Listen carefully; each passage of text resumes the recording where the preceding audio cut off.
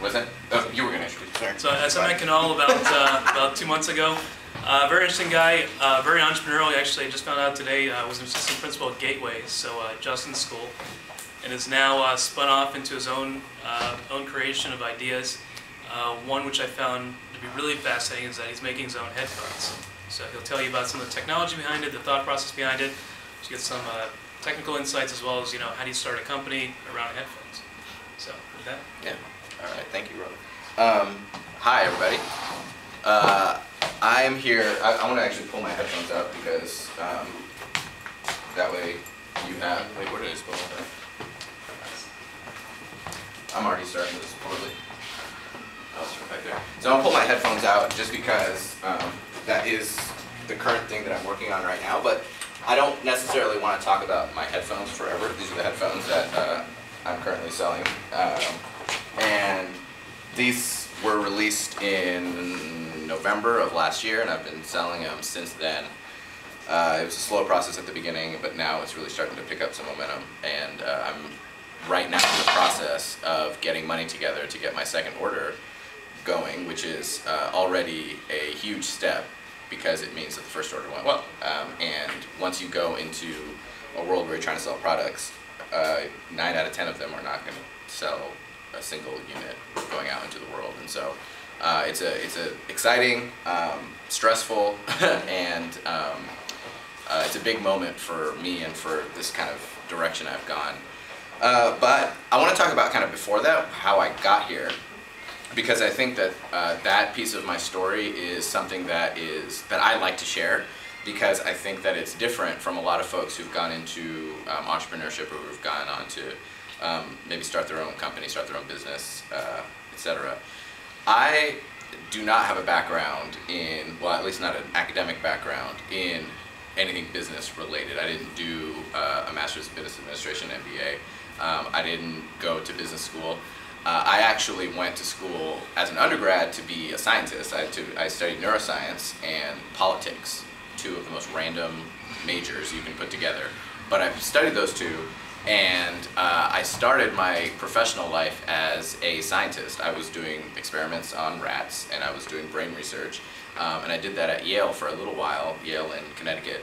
And y'all are high-performing kids. You all know what Yale is.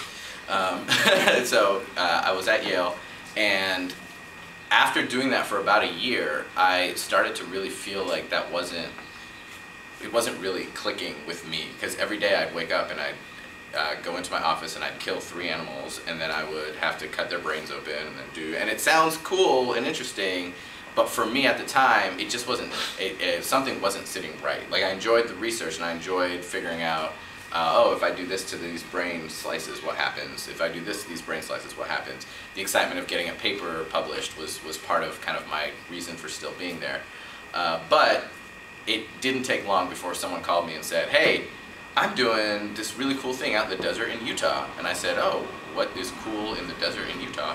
And he said, I'm doing this wilderness therapy thing with kids who are in juvenile, but they want to get their sentences reduced, so they go outside and we go and kick their butt out in the desert for a little while. And then instead of doing, say, 6 months in juvenile detention, they just do 1 month with us, and then they're good to go. And I said, hey, that sounds like an interesting idea. I was 21 or 22 at the time. And so I went there, and that started my actual kind of the major part of my life, which was teaching. I was a teacher for 6 years, actually. I was a principal at a school in Berkeley for a year, and then I was an assistant principal, that's just a note, at Gateway High School right here for a year.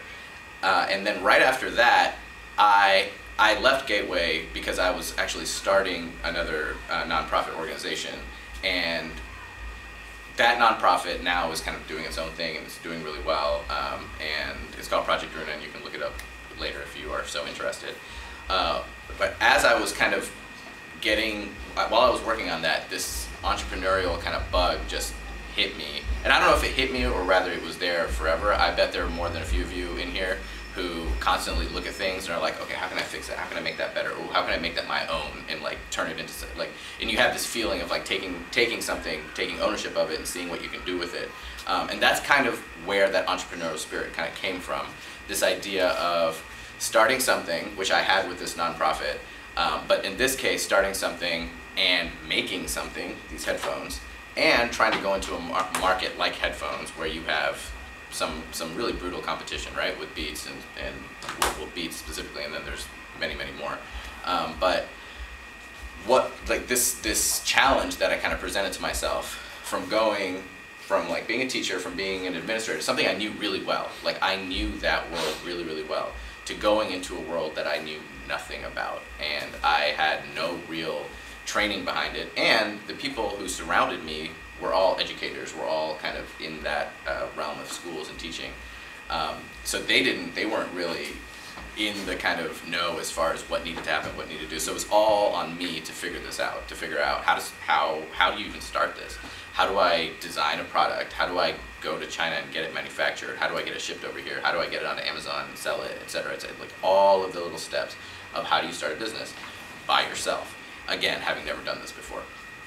And so the journey started when I went to China, and this was just like a random idea when I went to China. I just went to China, and I had another job lined up afterwards. But I went to China, and I thought, let me just go to these headphone folks. Let me go walk around, and I literally did. I went to a market where it's like 5 stories tall, and they have literally everything you can imagine electronics that you've ever seen in your life is there, plus 1,000 times more stuff.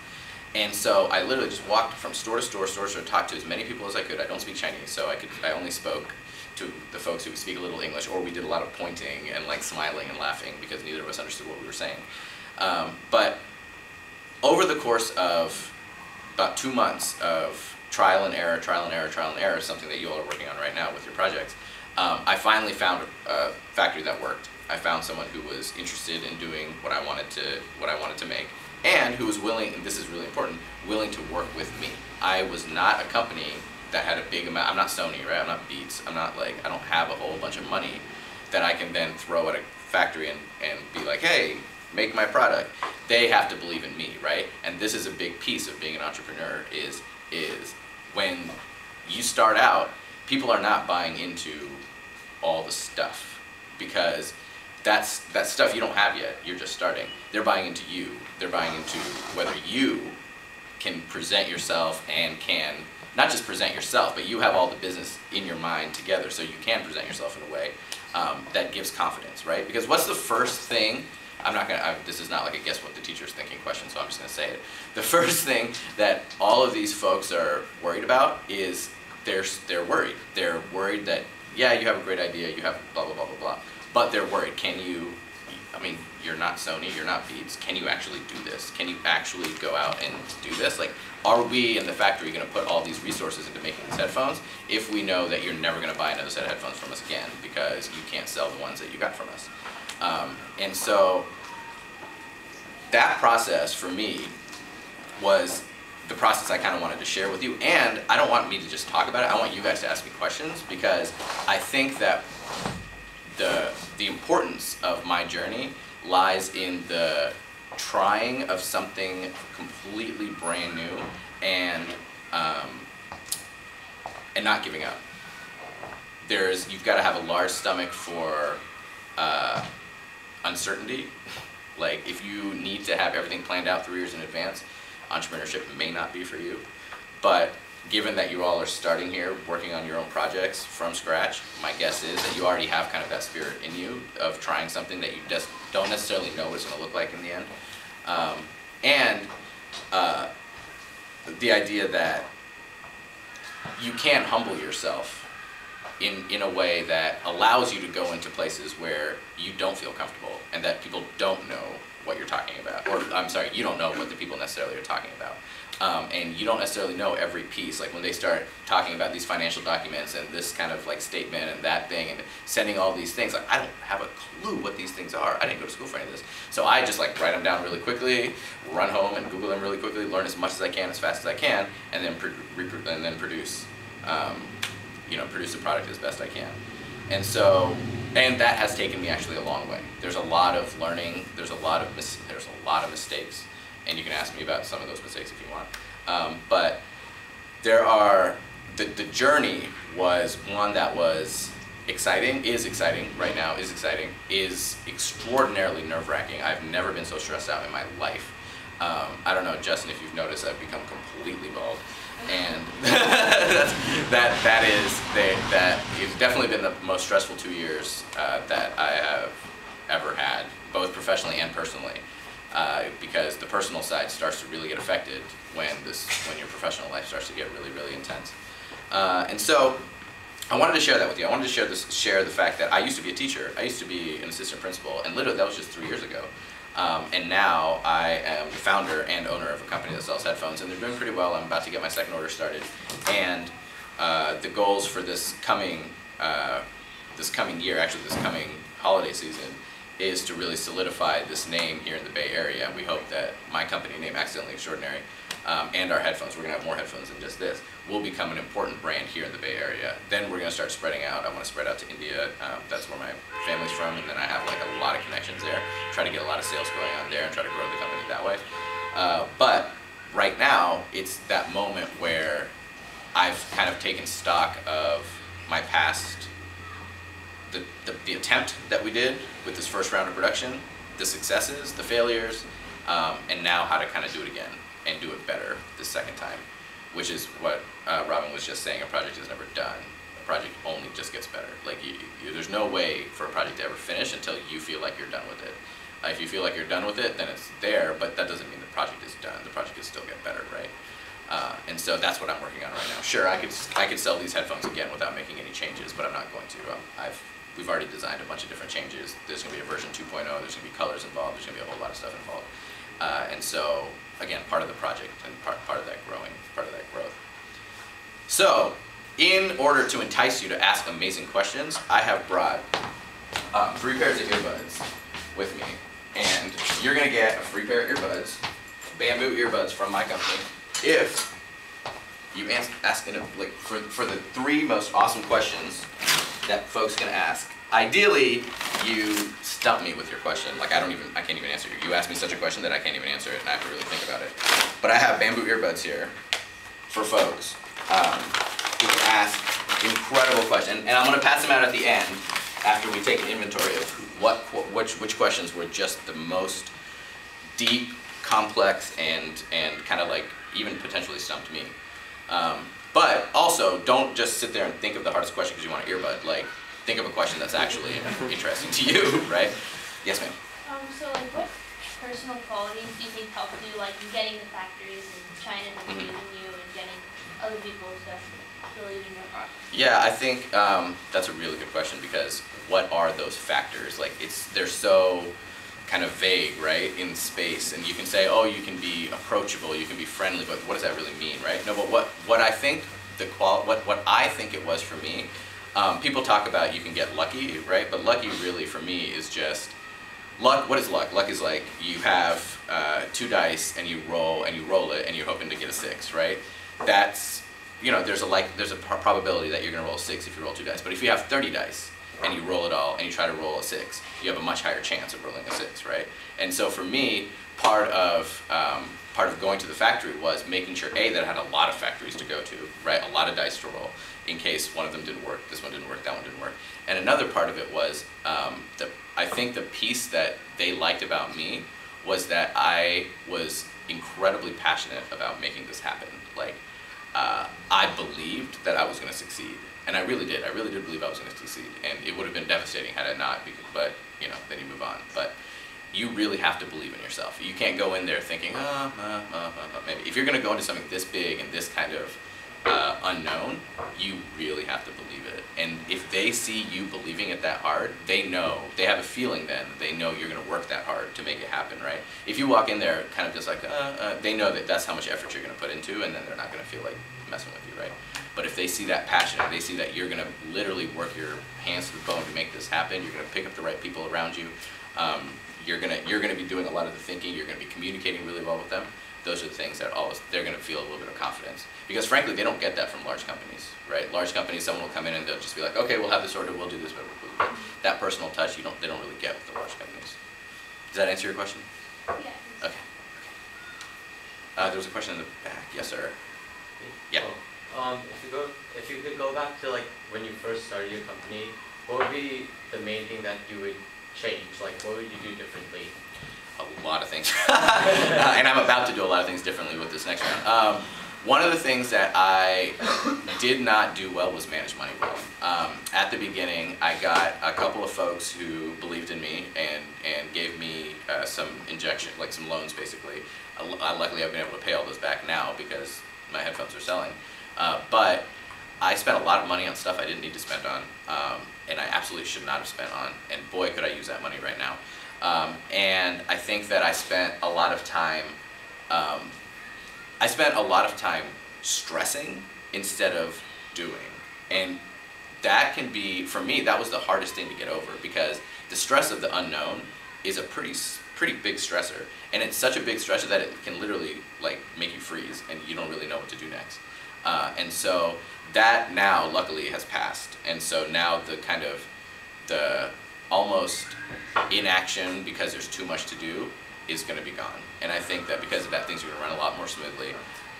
And so I would say for a first-time person, like the first time you kind of go through this, accept that you are going to make a bunch of mistakes, right? Ask questions of people who've walked this path before, but don't kill yourself if you make too many mistakes, because you are. That's the process, right? If you don't make mistakes, then you're kind of doing it wrong, actually. So does that answer your question? Yeah. Yes, sir. So there are huge companies in the headphone game that are, can spend tons of money, and they all sort of diversify themselves in a different way. Like Beats sort of does like the lifestyle specific thing. What was, clearly you saw, a gap in the market, and you had a vision for a product. So how did you try to diversify yourself? Because like the headphones look awesome. Yeah. I'm guessing you had a lot of audio stuff too. How did you diversify yourself from such a big market? Yeah. So the difference in the headphones is the actual materials that are in the headphones. And so one of the things that like I and the couple of folks who've been working with me the way in which we've been kind of differentiating ourselves is, if you look at kind of these larger brands, they're all based on a pretty similar kind of marketing message, which is, look at these famous folks, they're wearing our headphones, you can be cool like us, right? Wear our headphones. And that we literally switched that and flipped it over. And instead, all the people that wear our headphones are folks that are like regular folks, just like folks who are teachers. Like our designers are also teachers and guidance counselor. I myself, the founder, former teacher. The box, our packaging was all designed by local artists in Oakland. We run an internship through our company, a business internship now that I'm just starting this next fall, through a charter school in Berkeley, where kids are actually coming in and doing business, like literally one-on-one on the ground as I'm building this company, right? Answering customer service emails, like scouring the internet for anything and everything anybody has said about the headphones and trying to answer questions, things like that. And so with that, our goal is to separate our brand from these other brands. And that, again, may work. It looks like it's working, but this is part of the entrepreneurial, I really think this is going to work. And I've gotten a lot of feedback saying that this stuff really could work. But that's the unknown, right? How do I differentiate in such a crowded market? I've tried, but whether that's going to keep going, we don't know. We'll have to see. Do you have a follow-up with that? Yeah, and then I got to ask some. Go ahead. Yeah, sorry. So you sort of have this local appeal and stuff. How do you think that will, when you go into other markets such as India, you'll sort of lose that a little bit. Sure. How do you plan to? Yeah, so in different markets right now, so in India, I'm actually using the opposite marketing tactic, because my cousin is a radio and TV host, and he does radio and TV interviews with the biggest Bollywood stars, literally the biggest ones. And so he is going to be doing the TV shows with my headphones on. And so the marketing becomes very different when I go to India, right? And so, again, that's part of this, right? Is how do I pick up different markets and find out how best I can market my product in these markets? I don't have a place in the US market to compete against Beats. It's not going to work. and therefore I have to find something that does. In India, Beats isn't really doing all that, so I can still come in and take that message. There was a question, I think. Yeah, go ahead. Yeah. Why did you choose headphones, and do you think the way you feel about that certain project changed or impacted your success? Yeah, I've been in love with headphones since I was like, you know, I don't know, 6 or 7. I used to take headphones apart and start to try to rewire them and make them better. And so it seemed, for me, it was a project that was easy for me to get excited about. Like, I could get excited about headphones. What was hard to get excited about was, oh, am I really going to be able to sell headphones in this market? Like, is that really a thing? And so that was the part that was hard for me to get excited about, because I was nervous about the competition, and I was scared that none of this is going to work out. I was afraid that within 3 months of these coming out, Beats is going to come out with one that just looks like it but much better, and then boom, I'm done. And so that nervousness still is there, and that kind of fear is still there, but that doesn't go away. You just have to kind of sit with that. Yes, okay, 1, 2, 3, 4. Remember your order. Okay. At what point did you feel like you needed a team? I had a design team right when I was starting to design this. They weren't a full-time team. They were, I mean, I was doing it myself, but they came in once a week and we worked on designs. We went through over 100 designs before we finally finalized on this one.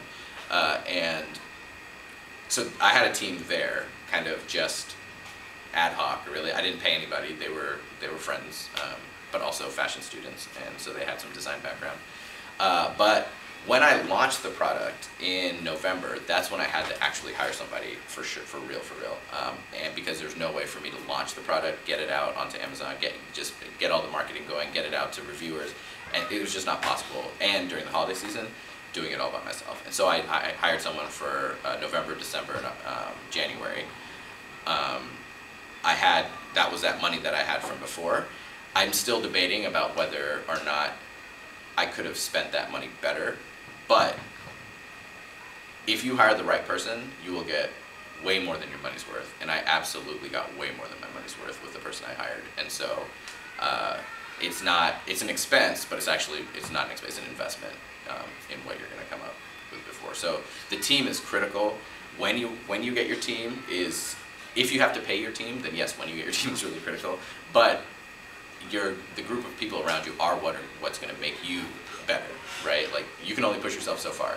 The team is what's going to push you better. So whenever you'll know when you're going to need your team. But I would also recommend, like, when you start larger projects like this, like, one of the things that I'm going to do is I'm not going to do this again by myself. Like, my next design, I am going to start with a team right from the beginning. I'm not going to do this by myself because it was just too much.